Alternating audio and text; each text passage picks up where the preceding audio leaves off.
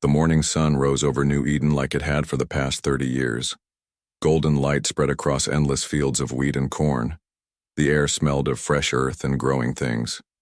Children ran through the streets of Haven City, laughing, as they chased each other to school. Their parents worked in the farms or labs, building something beautiful on this distant world. New Eden was humanity's greatest success story among the stars. Over 2 million people called this place home. They had turned a dead rock into a garden. Rivers flowed where there had been only dust. Trees grew tall where nothing had lived before. The colonists were proud of what they had built with their own hands. Maria Santos walked through her wheat field as she did every morning. The plants swayed in the gentle breeze. She could see her neighbor Tom checking his corn crop next door. Further away, the research station's white buildings gleamed in the sunlight.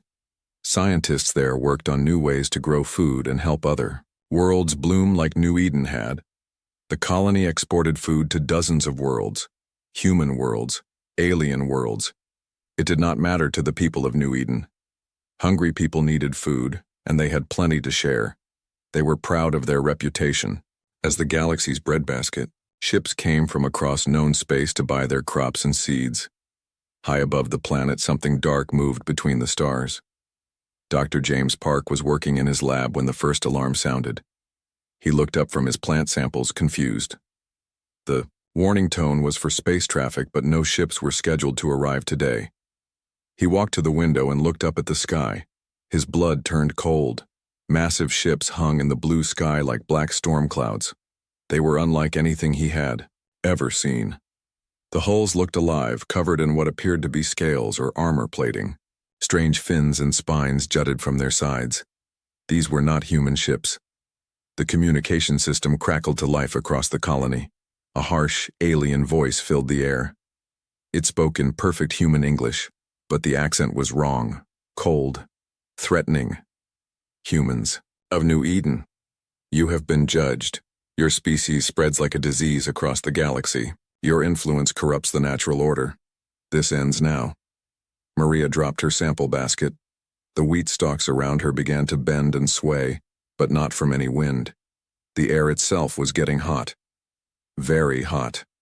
All human expansion beyond your designated zone is forbidden. This colony is an illegal settlement. You have 30 minutes to evacuate. Any who remain will burn with your stolen world. In Haven City, people poured out of buildings and looked up at the alien fleet. Some screamed, others stood frozen in shock. Parents grabbed their children and ran toward the spaceport where the evacuation ships waited. But 30 minutes was not enough time, not for 2 million people. The first attack came without warning. Beams of superheated plasma rained down from the alien ships. Where they touched the ground, everything simply vanished. Not burned or destroyed. Gone. As if it had never existed at all. The wheat fields that Maria had tended for 15 years disappeared in seconds. The earth beneath them turned to glass. Maria ran. Around her, the air filled with the screams of dying plants and animals. The very atmosphere caught fire. She could see the spaceport ahead, but more plasma beams swept across the ground between her and safety. Dr. Park and his team tried to save their research. 30 years of work on crop genetics and terraforming technology. Seeds that could grow on any world. Knowledge that could feed the galaxy. They loaded what they could into transport containers, but the building shook as another beam struck. Nearby. "Leave it," shouted Dr. Lisa Chen, grabbing Park's arm. "We have to go now." They ran from the lab as the roof collapsed behind them. The evacuation ships at the spaceport were taking off as fast as they could be loaded. But there were not enough ships, not nearly enough. The aliens had planned this perfectly. Their fleet surrounded the planet. Every escape route was blocked. When the first evacuation ship tried to run, alien fighters swooped down like metal birds of prey. The human ship exploded in a ball of fire and debris. More ships tried to escape. Most were destroyed before they could reach hyperspace. A few, badly damaged, managed to jump away with hull breaches and failing life support. They carried only a few hundred survivors between them. Admiral Kethvar watched the destruction from his command ship. He was Sarek's, one of the oldest species in the galaxy. His people had been traveling between stars when humans were still discovering fire. The reptilian admiral's eyes were cold as he observed the burning world below. "Status report," he hissed. "To his aid. 97% of the human infrastructure destroyed, Admiral. Population centers eliminated. Evacuation attempts mostly neutralized. Less than 300 humans escaped." Kethvar nodded his massive head. "Good. Record a message for transmission to Earth. Let them know what happens when they ignore our warnings." The message probe launched toward human space would take 3 weeks to arrive. It contained footage of New Eden's destruction and a simple message: "Your expansion ends here. Withdraw to your designated worlds or face total annihilation. You have 30 days to comply." But the Admiral had made one crucial mistake. He thought humans would react like every other species the Coalition had conquered. He expected fear, submission, and surrender. He did not understand humans at all. On the surface of New Eden, the destruction continued for 3 days. The aliens were thorough. Every farm, every building, every sign that humans had ever lived here was erased. The rivers ran red with ash. The forests that had taken decades to grow were reduced to smoldering stumps. When they were finished, the world looked much as it had before humans arrived. Dead, empty, lifeless. The alien fleet prepared to depart. Their mission was complete. The humans had been taught their place in the galactic order. Other species would see what happened to those who challenged the Coalition's authority. Admiral Kethvar stood on his command deck and looked down at the ruined world one last time. "Set course for Hegemony Prime," he ordered. "Our work here is done." The Coalition fleet vanished into hyperspace, leaving only ash and silence behind. But among the ruins, something survived. Hidden in deep caves and underground shelters, a few thousand humans had managed to escape the orbital bombardment. They emerged into a world of devastation, their homes gone, their families dead or scattered across the galaxy. Sarah Mitchell crawled out of Mineshaft 7, where she and 40 others had hidden for 3 days. The sky above was black with ash. The air tasted of smoke and death. Where her family's farm had stood, there was only a crater of melted glass. She fell to her knees and wept. For her husband and children who had been in town when the attack began. For her neighbors and friends. For the beautiful world they had built together. But as she cried, something else grew inside her chest. Something hot and terrible and absolutely human. Rage. The surviving humans worked together to repair one of the damaged communication arrays. It took 2 weeks of scavenging parts from the ruins, but they finally managed to send a message toward Earth. The message was simple. New Eden is gone. They killed everyone. Tell Earth what they did to us. Make them pay. That message would reach Earth 2 days before the Coalition's ultimatum arrived. When the people of Earth saw the footage of their burned colony and dead children, they would understand that this was not just an attack on New Eden, it was an attack on all humanity. And humanity was about to show the galaxy exactly what that meant. In the depths of space, the fastest human courier ship raced toward Earth at maximum speed. Its captain, Elena Vasquez, had been one of the few evacuation ships to escape New Eden's destruction. Her ship was damaged and her crew was exhausted, but they carried something more precious than their own lives. They carried the truth. The footage of the attack was stored in the ship's computers.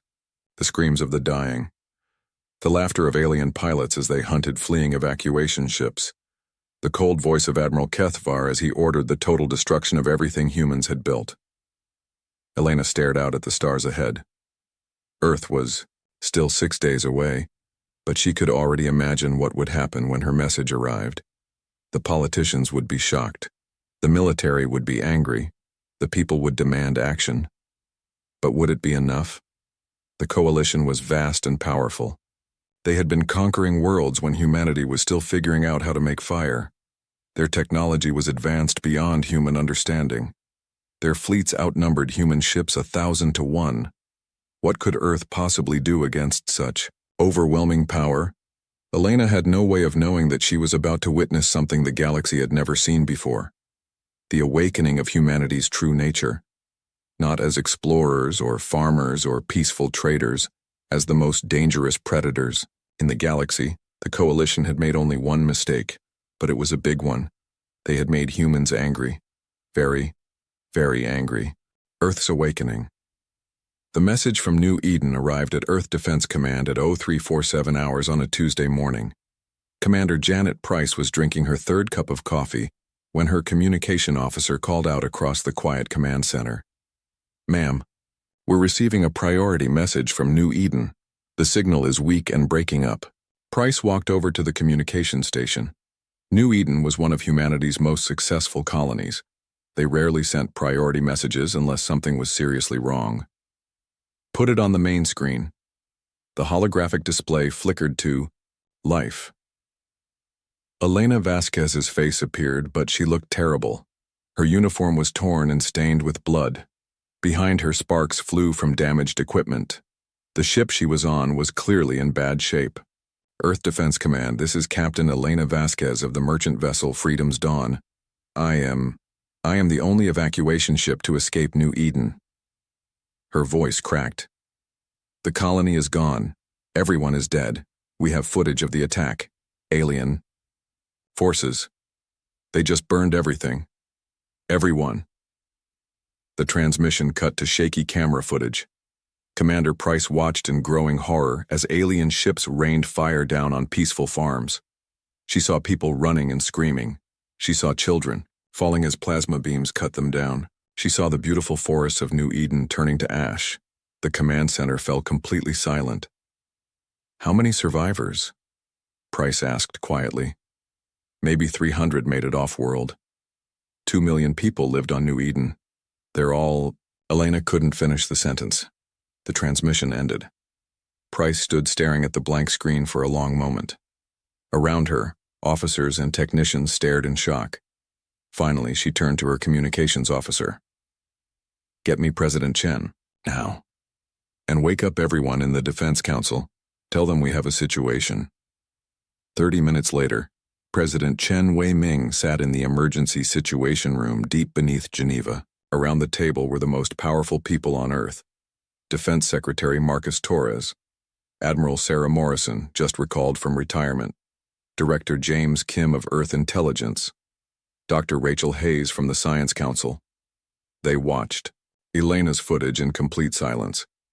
When it ended, no one spoke for several minutes. President Chen was the first to break the silence. "How long until Captain Vasquez arrives?" 6 days, Admiral Morrison replied. Her voice was steady, but her hands were shaking slightly. "Sir, I've been fighting wars for 40 years. I've seen a lot of terrible things. But this is genocide, pure and simple." "Do we know who did this?" Defense Secretary Torres asked. "Director." Kim consulted his tablet. "Intelligence suggests it was the Hegemony Coalition. 4 alien species that control about 60% of known space. They've been concerned about human expansion for some time." "Concerned?" Dr. Hayes laughed, but there was no humor in it. "They murdered 2 million civilians, men, women, and children." President Chen studied the faces around the table. These were good people, smart people, people who had dedicated their lives to protecting humanity and keeping peace in the galaxy. But he could see something changing in their eyes as they processed what they had witnessed. "Recommendations?" he asked. Torres spoke first. "We need to mobilize the fleet immediately. Every ship we have." "That's maybe 2,000 vessels," Morrison said. "The Coalition has tens of thousands." "Then we build more ships," Dr. Hayes said firmly. "As many as we need." Kim shook his head. "The Coalition is offering us terms. Withdraw to 12 designated worlds and they'll let us live. Maybe we should consider." The temperature in the room seemed to drop 20 degrees. Every eye turned to Director Kim. Admiral Morrison's voice was very quiet when she spoke. "Director, did you just suggest that we surrender to the people who burned our children alive?" Kim realized his mistake immediately. "No, of course not. I just meant we should consider all options. The only option, President Chen said firmly, is making them pay for what they've done. 2 days later, Elena Vasquez's ship limped into Earth orbit. The footage she carried was immediately broadcast across every human world and station. The reaction was instant and overwhelming. Riots broke out on a dozen worlds as humans demanded immediate action. Veterans who had not worn uniforms in decades showed up at recruitment centers.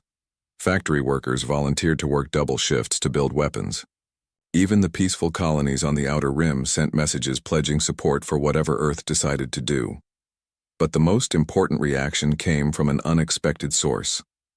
Admiral Sarah Morrison had been retired for 5 years, tending a small garden on her ranch in Montana. She was watching the news reports when her grandson Tommy came running into the room. "Grandma Sarah, they showed pictures from New Eden at school today. Teacher said bad aliens hurt a lot of people." Morrison pulled the 8-year-old boy onto her lap. "Yes, sweetheart. Some very bad people did some very bad things. Are they going to hurt us too?" Morrison looked into her grandson's innocent eyes and felt something cold and hard settle in her chest. "No, Tommy, they're not going to hurt anyone ever again." That evening she called President Chen personally.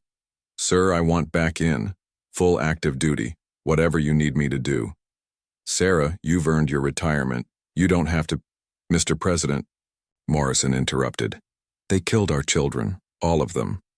I've spent 50 years learning how to fight wars. It's time to put that knowledge to use." The next morning, Morrison stood before the joint session of the Global Defense Council. Representatives from every human world and colony had gathered, either in person or by hologram. The great hall buzzed, with angry voices demanding action. Morrison walked to the podium. The room fell silent. "Ladies and gentlemen, we face the greatest threat in human history, an enemy that believes we can be intimidated into submission through the murder of innocents. They are wrong." She activated a holographic display showing the galaxy. Red markers indicated coalition territories. Blue showed human space. They outnumber us 10 to 1. Their technology is more advanced. Their fleets are larger.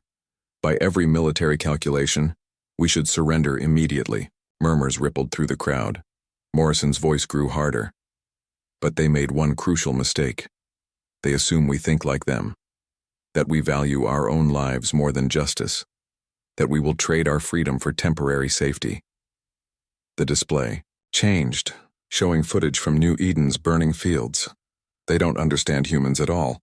We are the species that crossed oceans in wooden boats, that climbed mountains because they were there, that kept fighting when every rational calculation said we should give up. The room was completely silent now. I propose Operation Warbringer, total mobilization of human space. Every shipyard, every factory, every resource we have. We're going to build the largest military fleet in galactic history, and then we're going to use it. Secretary Torres stood up. "Admiral, even if we could build such a fleet, it would take years, maybe decades." Morrison smiled, and it was not a pleasant expression. "Secretary, you're thinking like a human from the old Earth. Comfortable, peaceful, safe." She gestured toward the New Eden footage. "That human doesn't exist anymore. They burned him up, with our colonies." She turned back to the assembly. "We have 6 months. 6 months to build 800,000 warships. 6 months to train the crews. 6 months to prepare for total war." The Brazilian representative raised his hand. "Admiral, that's impossible. We don't have the resources or the industrial capacity." "Then we'll build it," Morrison cut him off. "Every asteroid mine becomes a shipyard. Every factory becomes an armory. Every human becomes a soldier." The room erupted in debate. Some representatives argued it was impossible. Others worried about the cost. A few questioned whether such a massive military buildup was morally right. President Chen called for order. When the room quieted, he stood and looked around at the assembled representatives. "The coalition has given us 30 days to surrender. They believe we will submit like every other species they have conquered." His voice grew stronger. "They're about to learn that humans are not like other species. Motion to approve Operation Warbringer." The vote was not even close. Every single human world voted yes. Within hours, the largest industrial mobilization in human history began. On Earth, massive construction ships headed for the asteroid belt to begin building new shipyards. On Mars, the great factories switched from manufacturing civilian goods to military hardware. On Europa, scientists began working around the clock to develop new weapons and defensive systems. But perhaps the most important changes were happening in the hearts and minds of humanity itself. The peaceful traders and farmers and scientists who had spread across the galaxy were remembering something their ancestors had always known. Sometimes, the only way to preserve peace is to prepare for war. And sometimes the only way to stop a bully is to hit back harder than they hit you. The coalition had wanted to teach humanity a lesson about their place in the galactic order. They were about to get an education they would never forget. Admiral Morrison stood in the observation deck of Earth's largest orbital shipyard, watching the construction of the first Warbringer-class vessel. The ship was massive, bristling with weapons and armor. It looked nothing like the peaceful exploration ships humans had been building for decades. It looked like exactly what it was designed to be, an instrument of war. Behind her, President Chen approached. "Sarah, are you sure about this? Once we start down this path, there's no going back." Morrison continued watching the construction. Sparks flew as workers attached the ship's main gun arrays. Each weapon was powerful enough to crack a moon. "Mr. President, they already chose our path for us when they burned New Eden. We can either lie down and die, or we can fight back." She turned to face him. "Personally, I'd rather die on my feet than live on my knees." Chen nodded slowly. 800,000 ships, it's an enormous gamble. "Yes, sir. But it's not really about the ships. It's about what those ships represent. When the coalition sees our fleet coming, they'll understand something very important about humans." "What's that?" Morrison's smile was cold as space. "We don't forget, we don't forgive, and we never, ever give up." Outside the observation window, the first Warbringer took shape against the stars. Soon, there would be hundreds of thousands, more, all carrying the same message to humanity's enemies. Remember New Eden, the forging of the Warbringers. The first Warbringer-class battleship rolled out of Earth's Titan shipyard exactly 97 days after the New Eden massacre. Admiral Morrison stood on the observation platform, watching the massive vessel emerge from the construction bay like a steel mountain coming to life. The ship was beautiful in the way that a shark is beautiful. Every line was designed for killing. The hull stretched over 2 kilometers from nose to tail, covered in armor plating that could absorb direct hits from planetary defense cannons. Weapon ports dotted its surface like the eyes of some ancient predator. "First of 800,000, said Dr. Elena Vasquez, joining Morrison at the viewing window. The former merchant captain now wore the uniform of Earth's new intelligence division. "Hard to believe we're really going to build them all." Morrison smiled grimly. "We'll build them. The question is whether we can crew them all." That was the real challenge. Building ships was just a matter of resources and time. Training the people to operate them was far more difficult. Each Warbringer needed a crew of 1,500. That meant humanity needed to train over 1 billion new soldiers in just a few months. The solution came from an unexpected source. Dr. James Park, one of the few scientists to escape New Eden, had been working on something called neural interface technology. Before the attack, he had used it to help farmers communicate directly with their automated equipment. Now, he proposed adapting it for military use. "Imagine a pilot who can think directly to his ship," he explained to the assembled military leadership. "A gunner who doesn't need to aim because the computer reads his intentions. A navigator who feels the gravitational fields around him like physical sensations."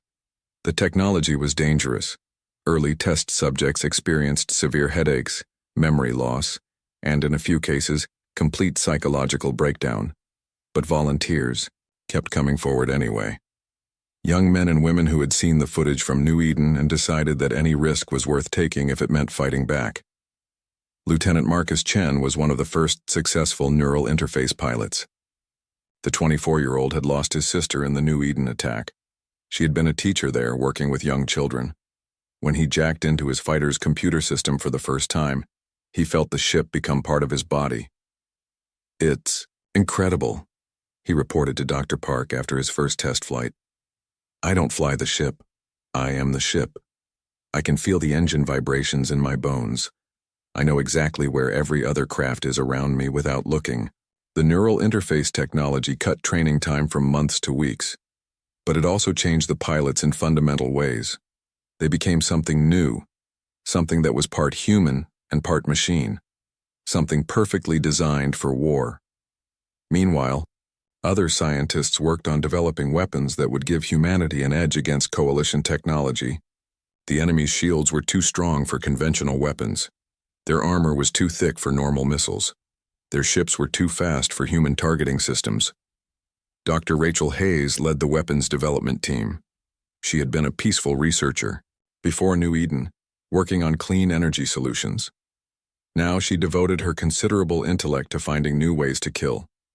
"The coalition shields work by deflecting energy," she explained to Admiral Morrison during a demonstration. "They're very good at stopping lasers, plasma bolts, that sort of thing. But they have trouble with matter that phases in and out of normal space." She activated a test chamber where a miniature coalition shield protected a metal target. Then she fired what looked like an ordinary missile at it. The projectile passed right through the shield as if it wasn't there, then exploded. "Inside the protected area, quantum torpedoes," Hayes said proudly. "They exist in multiple dimensions simultaneously. By the time the shield recognizes them as a threat, they're already inside the protected zone." The demonstration impressed Morrison, but she wanted something more devastating. "That's good for ship-to-ship combat. What about planetary bombardment?" Hayes smiled in a way that would have frightened her former colleagues. "I've been working on something special for that. We're calling them Geneva Protocols." The name was intentionally ironic. Before the war, humanity had banned certain weapons as too inhumane for use against other humans. But the coalition wasn't human. And after what they had done to New Eden, humanity's moral restraints had largely disappeared. The Geneva Protocols were nanomachines designed to consume any organic matter they encountered. A single warhead could sterilize an entire continent in hours. The microscopic machines would eat through any biological defense, reproduce exponentially, then self-destruct once their programmed targets were eliminated. "We tested them on some captured coalition bioships," Hayes reported. "The weapons worked perfectly, too perfectly maybe. Watching those ships just dissolve, it was disturbing even for us." Morrison nodded grimly. "Good. I want the coalition to be disturbed. I want them to be terrified. I want them to understand exactly what they unleashed when they decided to murder our children." The Psychological Warfare Division, led by Colonel James Washington, took a different approach to preparing for the coming conflict. Instead of developing new weapons, they studied the enemy's minds. "Every species has fears," Washington explained to his team. "Things that trigger primal terror responses. We need to find out what scares each coalition race, and then use that against them." The research was disturbing but necessary. They learned that the reptilian saurics feared fire above all else. Something in their ancient evolution made flames trigger panic responses even in their most disciplined soldiers. The insectoid hive mind species could be disrupted by certain frequency patterns that interfered with their collective consciousness. The crystalline shapers became confused and disoriented when exposed to chaotic electromagnetic fields. But the most effective psychological weapon was simpler than any of those tricks. It was the truth. "We're going to broadcast the death screams from New Eden on every frequency the coalition uses," Washington announced. "Every time they try to communicate, they'll hear the voices of the people they murdered. Every time they plot their next move, they'll be reminded of what they did." The effect on coalition morale would prove devastating. Most alien soldiers had never questioned their leaders' propaganda about human aggression. They had been told that humanity was dangerous and needed to be contained. They had not been told about the farms and schools and hospitals their fleets had destroyed. While the weapons and ships took shape, humanity's intelligence network spread across coalition space. Captain Lisa Jung led a fleet of disguised merchant vessels that mapped every enemy stronghold and defensive position. The work was incredibly dangerous. If caught, the human spies would face torture and execution. But they volunteered anyway, driven by the same rage that motivated everyone else in human space. Jung's ship, disguised as a cargo hauler, docked at the Coalition naval base at Proxima Station. Her crew pretended to be traders selling exotic foods while their hidden sensors recorded everything. Guard rotations, ship movements, weapons placements, communication protocols. The base has about 50,000 personnel, she reported back to Earth via encrypted transmission. Mostly Saurix naval forces, but with significant Hive support units. Defense grid includes particle beam platforms and fighter squadrons. Estimated response time to alert condition, 4 minutes. That information would prove crucial when human forces arrived to destroy the base. 6 months after New Eden's destruction, the Coalition sent another ultimatum to Earth. Admiral Cathvar himself delivered the message, still convinced that humans would eventually submit to superior force. "Your time is almost up," his reptilian face snarled from every human communication screen. "Submit now, and we will allow your species to survive on the 12 designated worlds. Continue this futile resistance, and we will do to Earth what we did to your illegal colony." The response came not from President Chen or Admiral Morrison, but from an ordinary farmer named Tom Bradley. He had lost his brother on New Eden. Now he worked 18 hours a day in a weapons factory, building missiles that would carry humanity's vengeance to the stars. "My brother grew the best corn in the galaxy," Tom said, looking directly into the camera. "He never hurt anyone. He just wanted to feed people. You burned him alive along with everyone else on New Eden." Tom held up one of the quantum torpedoes he had helped build. "This is for my brother. This is for every child you murdered. This is for every dream you destroyed. We're coming for you. All of us. And we're bringing 800,000 reasons why you should have left us alone." The message was broadcast across human space and intercepted by Coalition intelligence. Admiral Cathvar watched it with growing unease. The human's voice carried something the reptilian commander had never heard before in a defeated species. Absolute certainty. As the Coalition deadline approached, humanity's war machine reached full capacity. Every day, dozens of new warbringers emerged from shipyards across human space. Every day, thousands of new pilots completed their neural interface training. Every day, the weapon stockpiles grew larger and more deadly. The ships were not just vessels of war, they were monuments to human determination. Each one carried the names of New Eden's victims engraved on its hull. Each one flew a battle flag showing the burning wheat fields where children had played. Each one broadcast a simple message on all frequencies: "Remember New Eden." Admiral Morrison stood in the command center of her flagship, the UES Vengeance. Around her, holographic displays showed the positions of the assembled human fleet. 800,000 ships of war, crewed by humanity's finest and angriest warriors. It was the largest military force in galactic history. More ships than the Coalition had faced in 1,000 years of conquest. More firepower than had ever been assembled in one place. And every single weapon was pointed at the aliens who had dared to murder human children. "Admiral," her communications officer reported, "we're receiving surrender offers from 17 different Coalition systems. They're asking for terms." Morrison's expression didn't change. "Tell them we don't negotiate with child murderers. They'll get the same mercy they showed New Eden." "Which is none at all," her tactical officer added grimly. "Exactly." Morrison turned to address her bridge crew. "Gentlemen, ladies, we have spent 6 months preparing for this moment. 6 months building the tools of vengeance. 6 months getting ready to teach the galaxy what happens when you threaten humanity's children." She activated the fleet-wide communication system. Throughout human space, 800,000 ships received her words simultaneously. Today, we begin the journey to justice. Today we start the long road to making our enemies pay for what they've done. Today we show the galaxy that humans do not forget, do not forgive, and do not give up. The response was immediate. Across the vast fleet, crews cheered and weapon systems powered up. Engine drives ignited like newborn stars. The largest military force in galactic history began to move. "Set course for Coalition space," Morrison ordered. "All ships, maximum speed. It's time to collect the debt they owe us."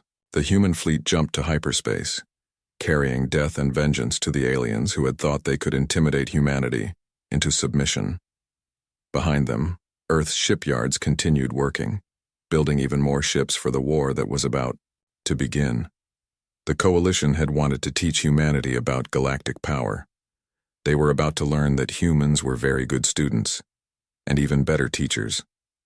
The Stormbreak's Admiral Kethvar stood in the command center of his flagship, studying tactical displays that showed Coalition defensive positions across 47 star systems. His reptilian features showed confidence as he reviewed the deployment of his forces. "The humans are coming," his aide reported nervously. "Our long-range sensors detect a large fleet approaching the outer systems." Kethvar's throat sacs inflated with what passed for laughter among his people. How large? A few thousand ships? Perhaps 5,000 in their desperation? "Sir, the sensor readings are unusual. The computer estimates somewhere between 700,000 and 800,000 vessels." The command center fell silent. Kethvar turned slowly to stare at his aide. "Run the sensors again, that cannot be correct." The aide's claws clicked nervously against his control panel as he rechecked the readings. "Sir, I've run the scan 17 times. The human fleet appears to contain approximately 800,000 warships of unknown classification." For the first time in his long military career, Admiral Kethvar felt something cold settle in his stomach. The Coalition's entire military force numbered perhaps 100,000 ships spread across 60 star systems. How could the humans have built such a massive fleet in only 6 months? "Impossible," he whispered. "No species has that kind of industrial capacity." He was about to learn that humans were not like other species. The first attack came without warning. Commander Sarah Kim's strike group dropped out of hyperspace directly above the Coalition mining station at Wolf 359. 50 Warbringer-class battleships materialized in perfect formation, their quantum torpedo tubes already locked onto target. The station's defenders had perhaps 30 seconds to react. It was not enough. The first salvo of quantum torpedoes phased through the station's shields as if they didn't exist. The weapons materialized inside the structure itself, detonating with the force of small suns. The mining platform, which had stood for over 2 centuries, simply ceased to exist. The attack on Wolf 359 was repeated simultaneously across 46 other Coalition systems. Human forces struck everywhere at once, giving the enemy no time to coordinate defenses or call for reinforcements. Admiral Morrison's strategy was brutally simple: hit hard, hit fast, and hit everywhere. At Kepler Station, the largest Coalition naval base in the sector, Admiral Morrison herself led the assault. Her flagship, the UES Vengeance, emerged from hyperspace at the head of 10,000 Warbringers. The sight should have been impossible. No fleet that large had ever operated as a single unit. The station's commander, a Saurix admiral named Thekmore, stared at his sensor displays in disbelief. "All defensive units, attack formation. Launch all fighters. Signal the home fleet for immediate reinforcement." But the Coalition had spent centuries conquering weaker species. They were not prepared for an enemy that matched their technology and exceeded their numbers. The battle for Kepler Station lasted exactly 14 minutes. The Coalition's bioships, living vessels grown rather than built, attempted their traditional ramming tactics. For centuries, the sight of massive organic ships charging directly at enemy formations had broken enemy morale. The ships were designed to crush smaller vessels through sheer mass and regenerative armor. They had never faced quantum-hardened human hulls. Lieutenant Marcus Chen, his consciousness merged with his fighter's computer systems, watched through his ship's sensors as a Coalition biocruiser tried to ram his squadron. The alien vessel was over 3 kilometers long, its living hull bristling with defensive spines and biocannons. Chen didn't even try to dodge. Instead, he activated his ship's new molecular disruptor field. The bioship struck Chen's fighter at full speed. Instead of crushing the smaller human vessel, the alien ship simply dissolved. Its living tissue broke down at the molecular level, reduced to component atoms in seconds. What had been a mighty warship became a cloud of organic particles. Chen flew through the expanding debris field without slowing down. Ramming attack neutralized, he reported calmly to his squadron leader, continuing to primary target. Across the battle zone, similar scenes played out as coalition forces discovered that their traditional tactics were useless against human technology. The Hive's swarm fighters, which relied on overwhelming numbers and collective coordination, found themselves facing human nanofighter clouds that adapted and multiplied faster than biological reflexes could respond. Dr. Rachel Hayes watched the battle reports from her laboratory on Earth. Her quantum torpedoes were performing exactly as designed, phasing through enemy shields to detonate inside coalition ships. But it was her other creation that truly terrified the enemy. The Geneva Protocols had been deployed on 3 coalition worlds. The nanomachines designed to consume any organic matter they encountered were working with horrifying efficiency. Entire planetary ecosystems were dissolving as the microscopic weapons spread across continents. Status report from Saurix Prime. Her assistant reported quietly. Hayes reviewed the data with scientific detachment. Organic dissolution proceeding at expected rate. Estimated completion in 6 hours. The nanites are self-destructing on schedule after consuming all targeted biological matter. The assistant, a young woman who had lost family on New Eden, nodded grimly. Good. Maybe now they'll understand how we felt watching our worlds burn. But the most devastating weapon in humanity's arsenal was not technological. It was psychological. Colonel James Washington's Psychological Warfare Division had infiltrated coalition communication networks. Every time alien forces tried to coordinate their defenses, they heard the screams and final messages from New Eden's dying colonists, broadcast on all frequencies. The effect on coalition morale was immediate and catastrophic. Most alien soldiers had been told they were fighting dangerous human aggressors. They had not been told about the children in the schoolyards or the farmers in their fields. They had not been told about the research stations dedicated to feeding hungry worlds. Listening to those voices, many coalition crews began to understand what their leaders had really done. Entire squadrons surrendered rather than continue fighting for a cause they no longer believed in. Commander Zelkas of the Hive Collective felt his squadron's shared consciousness fracturing as the human broadcasts continued. The dying voices of human children created resonance patterns that disrupted the mental links between his ships. His pilots, suddenly isolated from the collective mind that had guided them since birth, panicked and fled in all directions. Cannot maintain formation, he signaled desperately to the fleet command. Human psychological weapons disrupting collective consciousness, requesting immediate withdrawal. But there would be no withdrawal. Not for any coalition force caught in the path of humanity's vengeance. The battle that would define the war took place at Hegemony Prime, the coalition's capital world. Admiral Kethavar had gathered the largest fleet in coalition history to defend the seat of their government. Over 80,000 ships surrounded the planet, including the Admiral's personal command ship, the bio-dreadnought Apex Predator. The massive vessel was over 5 kilometers long, grown from living tissue over the course of decades. It was the most powerful ship in coalition space, armed with weapons that could shatter moons and protected by regenerative armor that could heal battle damage in real time. Admiral Morrison arrived with 200,000 warbringers. The final battle began with a transmission from the human fleet. Morrison's face appeared on every coalition communication screen throughout the system. Behind her, the bridge of the UES Vengeance hummed with quiet efficiency. Admiral Kethavar, she said, her voice carrying across space to the coalition forces. You remember me. Sarah Morrison, formerly retired, currently very angry. 6 months ago, you murdered 2 million civilians on New Eden. You burned children alive. You destroyed schools and hospitals and farms.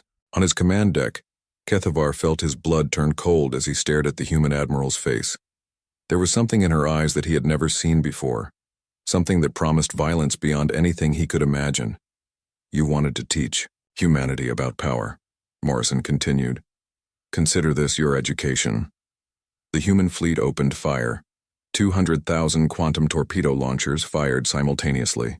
The space around Hegemony Prime lit up like a new star, as millions of phased weapons materialized inside coalition ships. The enemy's shields, designed to stop energy weapons, were useless against attacks that bypassed normal space entirely. The coalition fleet tried to return fire, but their formations were already breaking apart as ships dissolved around them. The bioship's regenerative armor was no defense against weapons that attacked at the molecular level. Living tissue that had taken decades to grow was reduced to component atoms in seconds. Admiral Kethavar watched his fleet die around him. 80,000 ships, the pride of coalition space, were being systematically annihilated by human weapons that seemed to mock every law of physics he understood. "All ships, ramming speed," he ordered desperately. "Close with the human fleet. Use our mass advantage." The Apex Predator, largest ship in coalition space, accelerated toward Morrison's flagship. The bio-dreadnought's living hull writhed with combat anticipation as it prepared to crush the human command ship. Morrison watched the massive alien vessel approaching on her tactical display. "Helm, maintain current position. Do not evade." Her crew looked at her in surprise. The coalition ship was 50 times larger than the Vengeance. A direct collision would destroy both vessels. "Admiral," her tactical officer said carefully, "should we activate the molecular disruptors?" Morrison smiled. It was not a pleasant expression. "No, I want to send a message. Fire quantum torpedoes, full spread. Target their command center." The Vengeance fired every weapon she had directly into the path of the charging bio-dreadnought. The quantum torpedoes phased through the ship's armor and detonated inside its command center. Admiral Kethavar had just enough time to realize what was happening before his ship's bridge vaporized around him. The Apex Predator, its command structure destroyed, continued on its collision course with the human flagship. But without guidance, the massive ship's living systems began shutting down.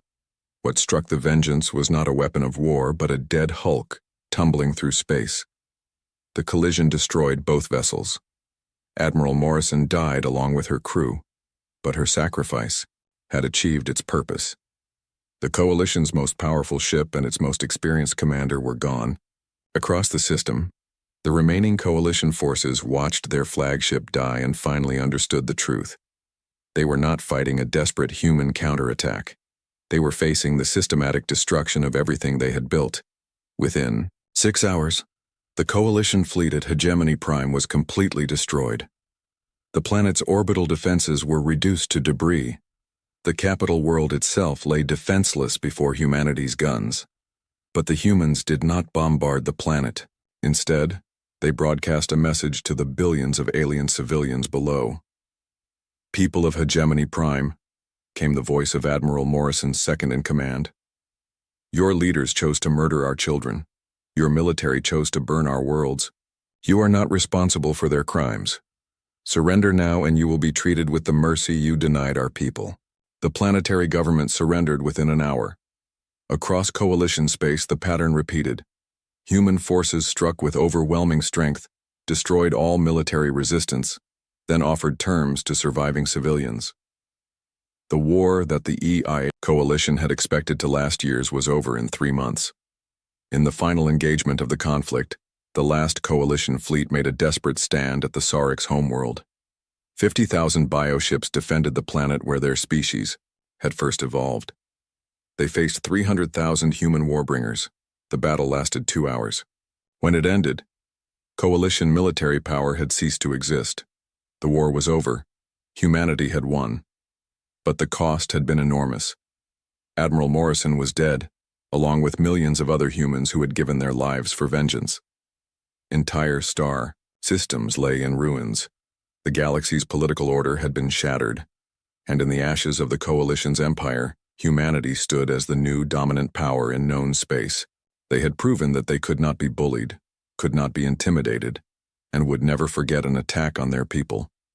The galaxy had learned a lesson about humanity. The question now was what humans would do with their newfound power.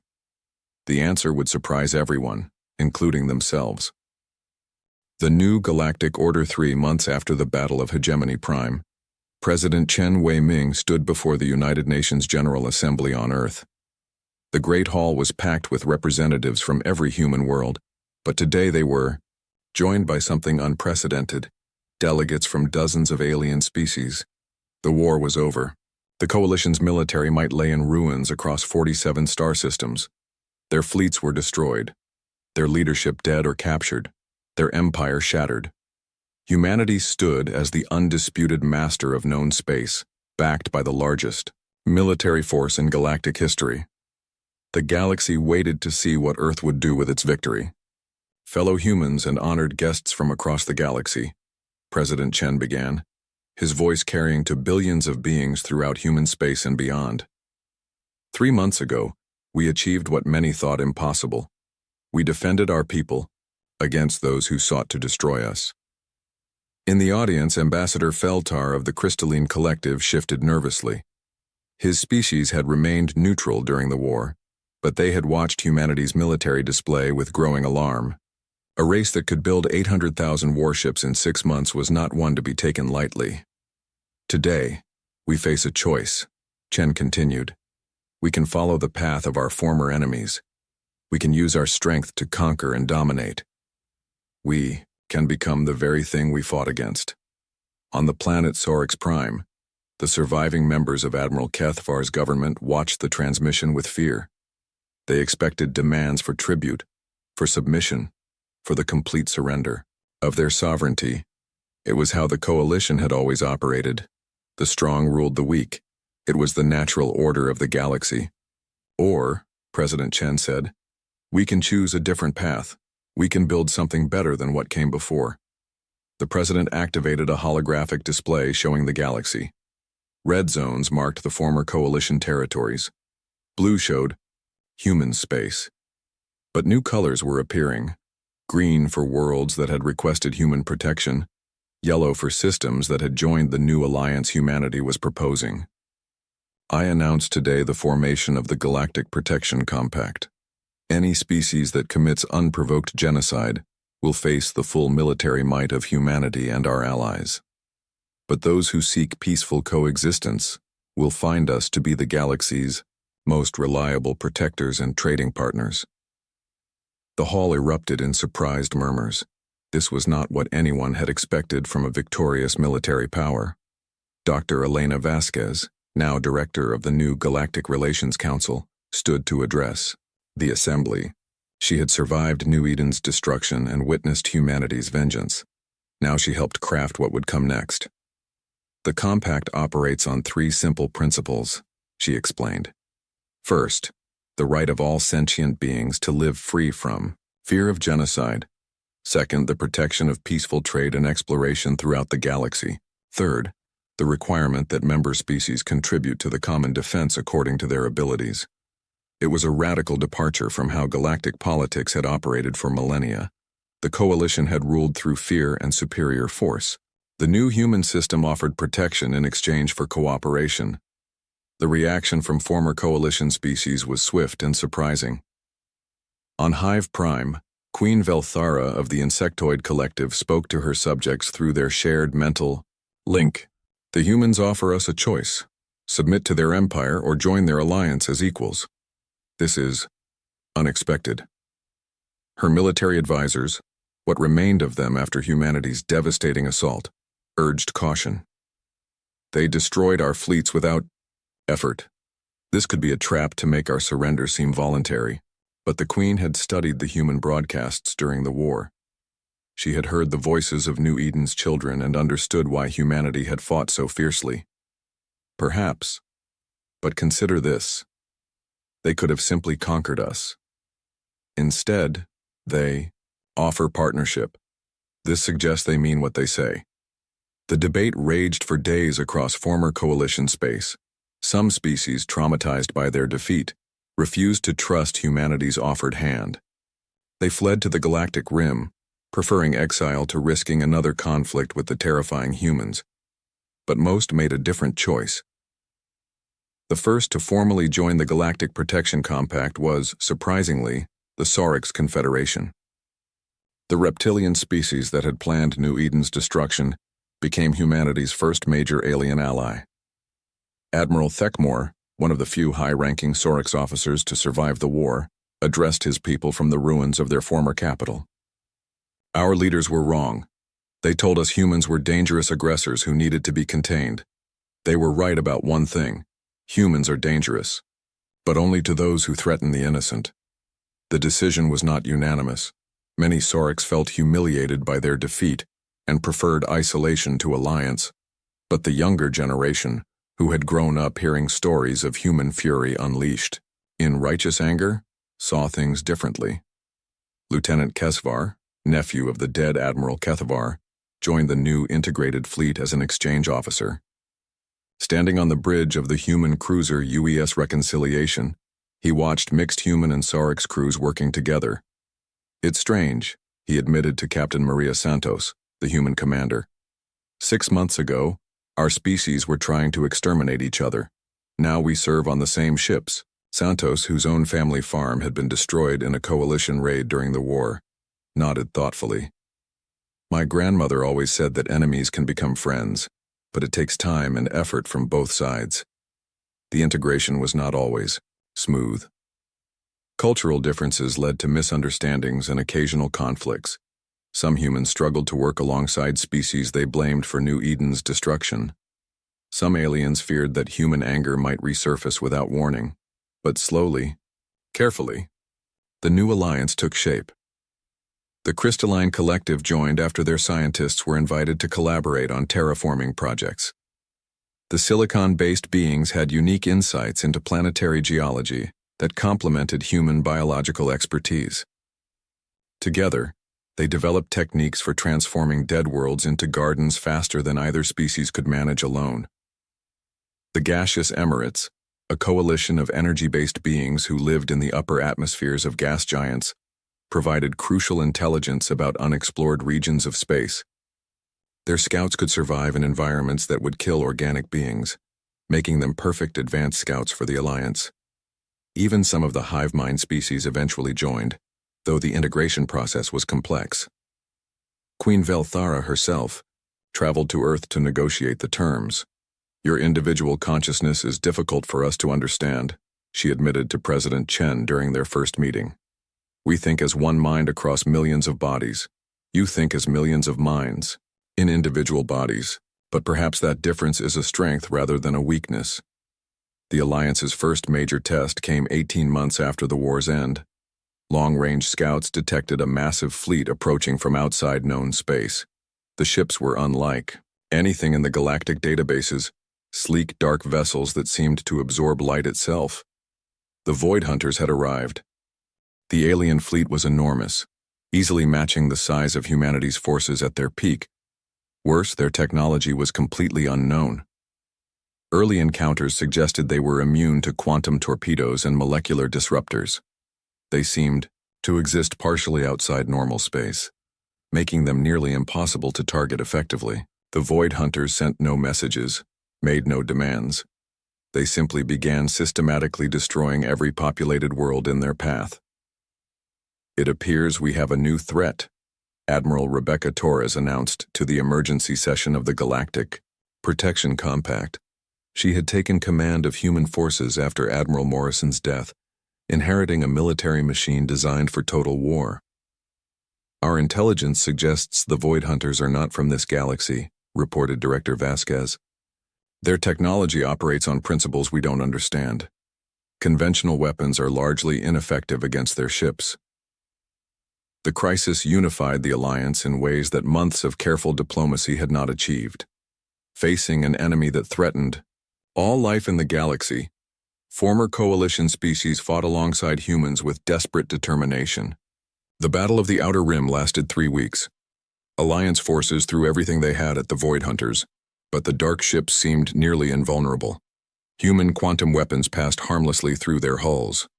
Saurix bioships found, their living tissue drained of life by some unknown force.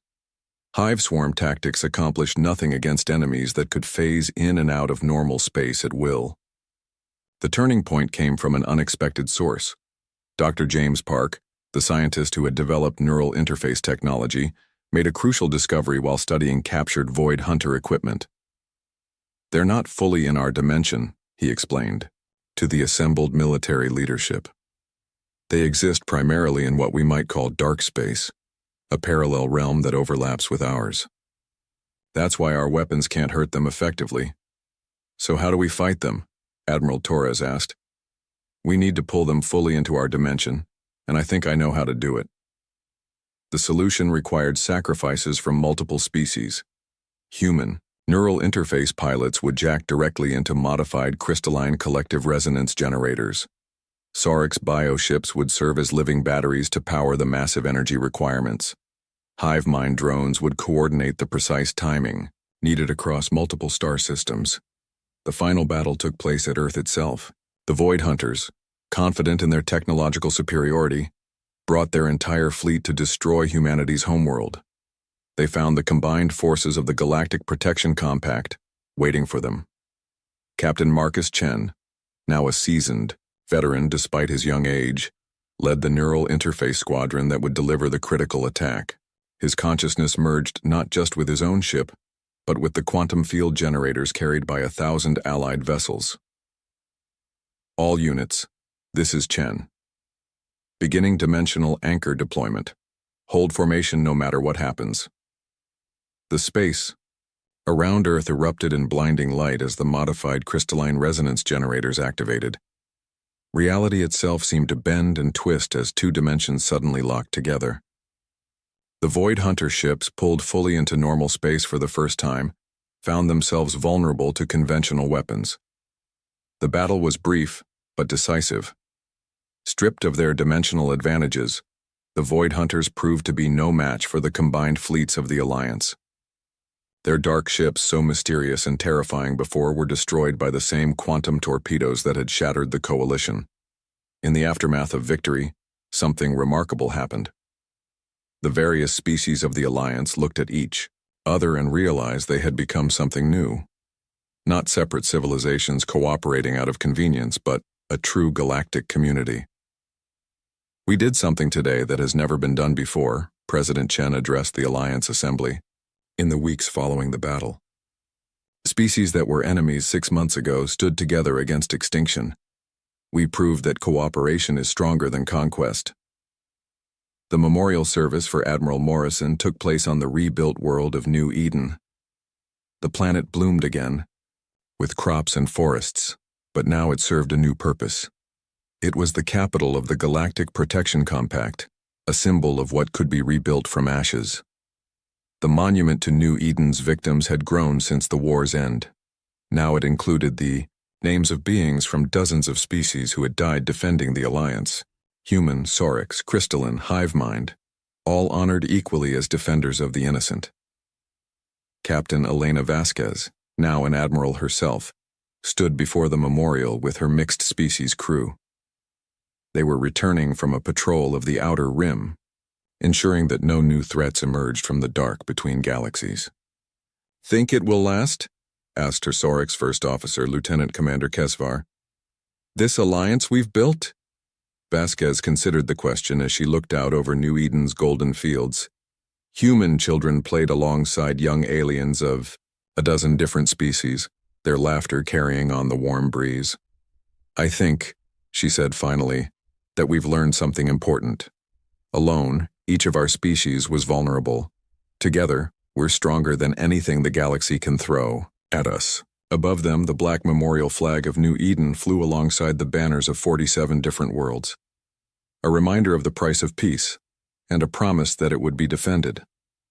The galaxy was a dangerous place.